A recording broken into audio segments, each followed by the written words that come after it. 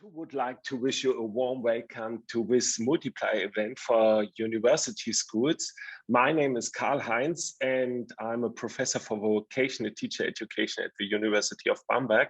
And of course, sometimes for the project team, it was a little bit confusing because a colleague of mine from the University of Nuremberg, and his name is Karl, my name is Karl-Heinz. So two typical German names, but very different, but we have managed with the whole project work. And nevertheless, doing the EdUSchool project, I had the honor to moderate the great project team, and I'm happy now that we can present you our key results of the project.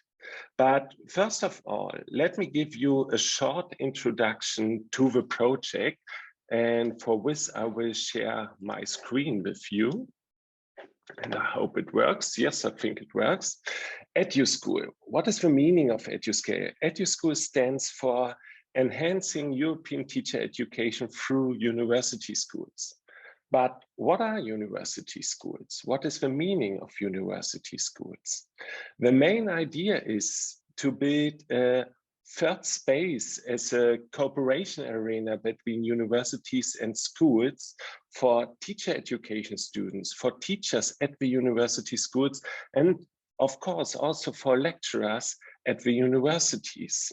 University schools are more than only a place for practical elements doing teacher education programs. University schools are a place for common research and development projects between universities and schools. And university schools are also a place for school improvement and university improvement. And university schools are also a place for qualification processes of people like teachers and lecturers. And last but not least, university schools are a place where we build a trustful environment for cooperation, for communication, and for development.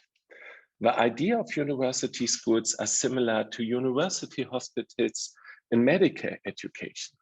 Of course, our context here is teacher education. And university schools can be, in our opinion, a future-oriented model for improving teacher education systems in the European education area. Nevertheless, in our opinion, there is still a lack of research of a common understanding concerning university schools in Europe, especially in the context that we want to build a European education area. It's important to develop common understandings of educational things.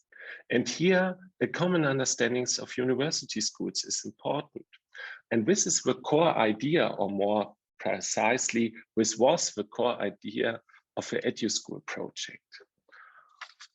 Our aims are to establish a European understanding of university schools as a stimulus, as a idea to give orientation for the future of teacher education in Europe.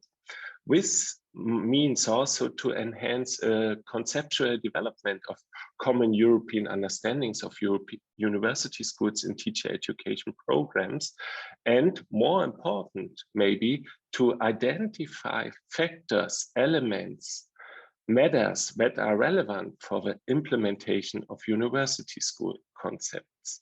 And one aim was also to describe good practice of university school concepts in Europe regarding students' professional development, regarding research and development projects, school improvement activities, and something all.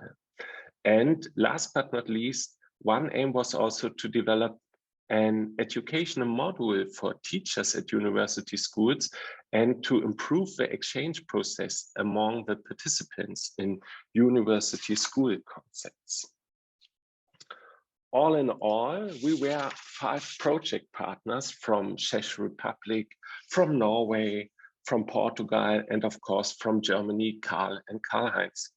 Moreover, in the project, we worked with more than 15 university schools in Europe, in different European countries.